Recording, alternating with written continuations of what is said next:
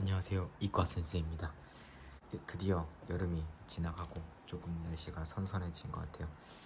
그래서 저도 항상 아이스 아메리카노만 마시다가 오늘은 차 마시려고 이렇게 차 준비해 왔어요. 일본 호텔에서 훔쳐온 녹차, 이토엔 녹차인데 이거 타서 마시려고요. 이번 여름이 되게 길었던 것 같아요. 뭐 추석 때까지도 계속 더웠으니까 엄청 여름이 길었다라고 생각을 하는데, 제 구독자 중 한 분이 추석이라고 스타벅스 기프티콘을 보내주셔가지고 이렇게 아까 삼겹살 먹으면서 마시고 왔어요. 말차 라떼로. 그래서 감사합니다. 은근히 저를 응원해 주시는 분들이 많이 있어가지고 항상 든든한 것 같아요. 그래서 좀 차분하게 오늘은 영상 만들고 싶어서 이렇게 차 한 잔 마시면서 이야기해 보려고 해요. 네, 그래서 오늘 말씀드릴 주제는 물리 공부법이죠. 예전에 물리 공부법 영상 하나 찍어서 올렸는데 거기에 대해서 조금 더 구체적으로 설명하고 싶어서 이렇게 영상 만들려고 하고 있어요.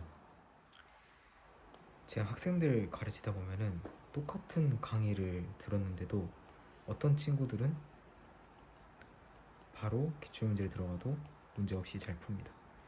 근데 다른 학생은 똑같은 강의를 들었음에도 기출문제를 풀 때 좀 어려워하는 학생이 있어요. 그럼 이런 차이가 왜 발생하느냐라고 하면은 베이스의 차이인가 생각하면은 물리학을 둘 다 처음 공부하는데 이렇게 차이가 발생하는 거는 베이스의 차이는 아닌 것 같아요. 그러면 타고나야 되는 건가? 그것도 아닌 것 같아요. 결론 내린 거는 방식의 문제다라고 생각을 했어요. 제 학생 중에서 되게 똑똑한 학생이 한 명 있어요. 지금 고2인데 기출문제 개념 공부한 지 한 3개월 정도밖에 안 됐는데 벌써 기출문제 풀면은 잘 하거든요. 그래서 그 친구한테 왜 다른 학생들은 못하는 학생들도 있는데 너는 이렇게 잘 되는 걸까 물어보면은 그 친구도 자기가 머리가 타고났다 이렇게는 생각을 안 한다 라고 이야기를 하더라고요. 대신에 어떻게 공부하는지를 안다 라고 이야기를 하더라고요. 그래서 그 어떻게 공부하는지에 대해서 오늘은 조금 말씀을 드리려고 이렇게 영상을 켰습니다. 이제 공부하면서 주의해야 될 점을 총 3개로 나눠서 말씀을 드릴 건데, 첫 번째는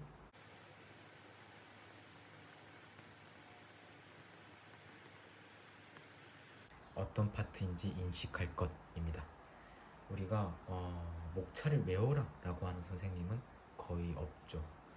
그런데 재밌는 거는 공부를 잘하는 학생들은요, 목차를 암기를 하려고 하지 않아도 이미 머릿속에서 떠올라져 있습니다.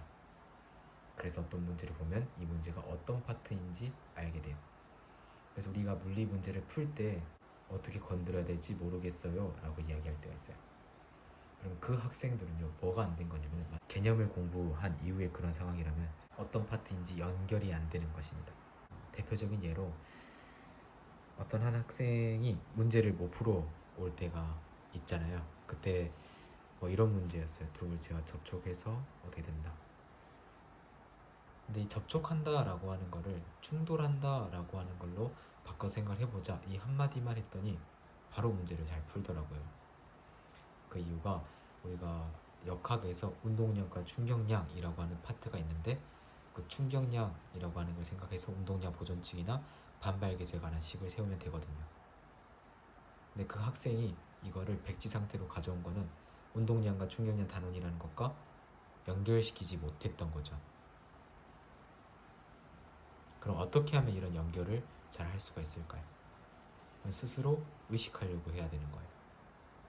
사실 이거는 학생들도 그러지만 저도 그랬어요. 특히 운동량과 충격량 파트가 언제 등장할지 모르고 또 애매했어요. 항상 어떻게 적용하는지 몰라서. 그래서 오히려 작전을 바꿨거든요.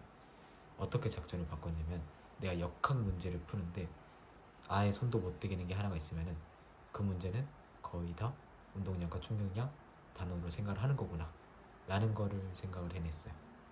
그래서 못 푸는 문제가 한 문제 있으면 혹시 이거 운동량과 충격량 단원인가? 라고 생각을 바꿔서 문제가 풀리더라고요. 이런 것처럼 내가 만약에 물리 문제를 푸는데 아예 백지처럼 느껴진다. 어떻게 접근해야 되는지 모르겠다 라고 하면은 일단 파트를 연결시키려고 하는 것부터 연습을 하시면 좋겠어요.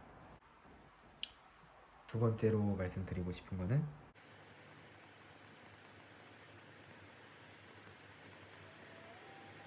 틀에 맞춰서 생각할 것입니다.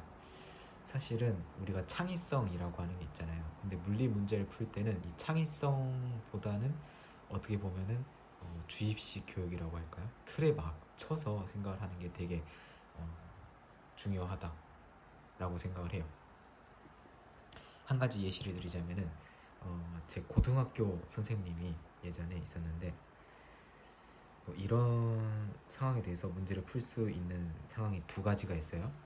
하나는 여기서 가속도를 구해내는 문제였는데 이거를 전체적인 상황을 생각을 해서 이런 식으로 풀어라 라고 하는 방식이 있었고, 그 다음에 각각에 대해서 운동 방정식을 세워서 정석적으로 풀어라 라고 하는 방식이 있었어요.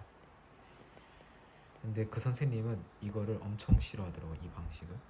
근데 웃긴 거는 답지나 혹은 인간 강사들은 위에처럼 가르치는데 제 고등학교 선생님은 틀에 맞춰서 항상 이렇게 어떤 물체에 작용하는 힘을 항상 표시를 하고 그 다음에 운동 방정식을 세우라 라고 고지식하게 그렇게 가르치시더라고요. 근데 사실 저는 그때도 그 선생님을 믿고 있었고 지금도 생각하는 방식은 똑같아요. 고지식하게 해야 돼, 보수적으로. 왜냐하면 물론 이렇게 하는 게 빠르긴 한데 이렇게 적용하는 사고방식이 역학 단원에서 전부 다 통용되나요? 라고 하면은 그렇지 않아요. 얘는 나무를 보게 되는 거예요. 나무를 보지 않고 숲을 보고 계속해서 연습을 해야 되는 거죠. 그래서 이 틀을 만들어 두는 게 좋습니다. 선생님이 틀을 만들어 놔서 그거를 따라가도 되고요, 아니면 자기만의 틀을 만들어도 됩니다. 그 틀은 정말 많이 있어요. 대표적으로 제가 강조하는 틀은요, 아까 전에도 얘기했지만 일단은 모든 힘을 표현해라, 자유물체 도표를 그려라, 그리고 나서 운동방정식을 세우라 라고 학생들한테 항상 강조를 하고요. 두 번째로 틀을 맞춰서 생각을 하는 거는 접촉하거나 충돌하거나 분해하는 문제에서는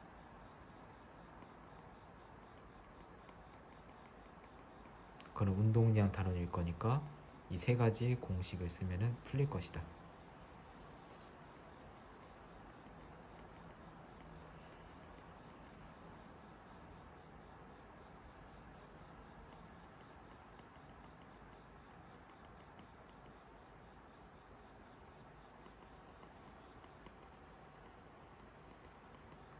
특히 대부분은 운동량 보존칙이나 반발계수 이 두 가지 방식으로 풀릴 텐데, 만약에 여기서도 안 풀리면 에너지 보존칙을 생각을 해라 라고 말씀을 드리던가, 그리고 콘덴서 문제를 풀 때에도 이거는 제 강의 판서인데 이런 식으로 1번부터 5번까지의 과정을 적어놔서 이 과정에 따라서 문제를 풀라라고 해서 이 틀을 만들어 준단 말이에요. 이 틀을 바탕으로 생각을 하면 좋은 게 아까도 얘기했지만 우리가 틀을 만들어 놓지 않으면 이렇게 계속해서 나무를 볼 수밖에 없는데 문제가 계속 달라지면 다른 문제처럼 느껴진단 말이에요. 근데 틀을 하나 만들어 놓으면은 그걸 계속 사용하려고 연습을 해요.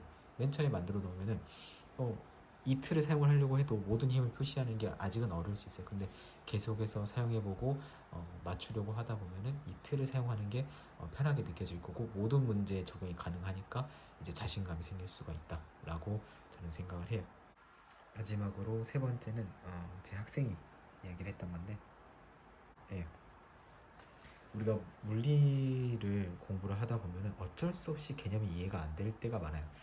저도 대학교 들어와서 건축공학 관련된 책을 읽으면은 이해가 안 되는 부분이 있어요. 그 이해가 안 되는 부분을 계속해서 뚫어져라 읽고 있는다라고 해서 해결되는 거는 없을 때가 더 많더라고요. 해결될 때도 있지만 그럴 때는 그냥 넘어가는 게 좋았어요.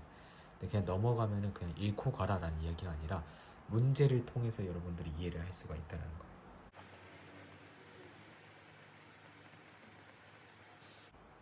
오히려 물리에 대해서 입으로 이렇게 자신 있게 이야기를 하는 사람들은 개념은 머릿속에 많이 있지만 정작 문제를 많이 못 풀어본 사람일 확률이 높아요. 저도 건축공학을 이렇게 열심히 대학교에서 공부를 했지만 정작 문제는 잘 푸는데 이 전체적인 현상에 대해 설명을 해보라고 하면은 조금 힘들거든요. 그리고 거기에 관해서 생각하기도 싫고. 근데 예전에 고등학교 1학년 때 물리 문제를 많이 풀어보지 않았는데 뭐 물리 만화책이나 그런 물리사라는 과학사 책 같은 거 볼 때는 오히려 얘기를 더 잘했던 것 같아요. 뭐 오는 동이 어쩌네 이런 식으로. 어쨌든 개념이 이해가 안 되면은 일단은 넘어가시고 문제를 통해서 이해를 하는 게 좋다. 오히려 간단한 문제였을 확률이 높다라는 거예요. 네, 이렇게 해서 오늘은 물리 공부하는 방식이라고 할까요? 물리 공부하는데 팁 3가지를 말씀을 드렸습니다.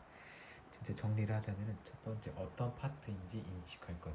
내가 푸는 문제와 이 문제가 어떤 단원에 어떤 개념에 해당하는지를 연결시킬 수 있어야 한다라는 거예요. 그래야 이제 손이 움직이기 시작합니다. 그러기 전에는 백지겠죠. 접근하지 못하겠죠. 자, 접근을 시작했으면 문제를 풀 때 가장 좋은 것은 내가 이 문제에 대한 틀을 가지고 있는 거예요. 그래서 문제를 풀 때 틀에 맞춰서 생각을 할 수 있도록 연습을 하시면 좋아요. 그 개별적인 상황에만 성립하는 그런 식들을 세우는 것은 뭐 빠르게 풀 수 있다라는 장점은 있겠지만 고지식하게 푸는 걸 저는 더 추천을 합니다. 그래서 좀 돌아가는 느낌이 있다라고 하더라도 정석적으로 풀어주는 거를 연습을 하시면 좋겠고, 세 번째는 개념이 이해가 안 되면 그냥 일단 넘어가고 문제를 통한 이해를 해라. 오히려 간단한 개념이었을 수도 있다 라는 거를 말씀을 드리고 싶습니다. 이렇게 해서 오늘은 간단하게 마무리하도록 할게요. 네, 이렇게 해서 오늘은 영상 마무리하도록 하고 공부 열심히 하셔서 꼭 원하는 바 이룰 수 있도록 하시면 좋을 것 같아요. 그래서 물리 공부하면서 아직도 이해가 안 되는 것들이 있다라고 하면 댓글에 남겨주시면 제가 영상을 다음에 만들든지 답글 한번 달아드리도록 하겠습니다. 네, 그러면 오늘도 영상 시청해주셔서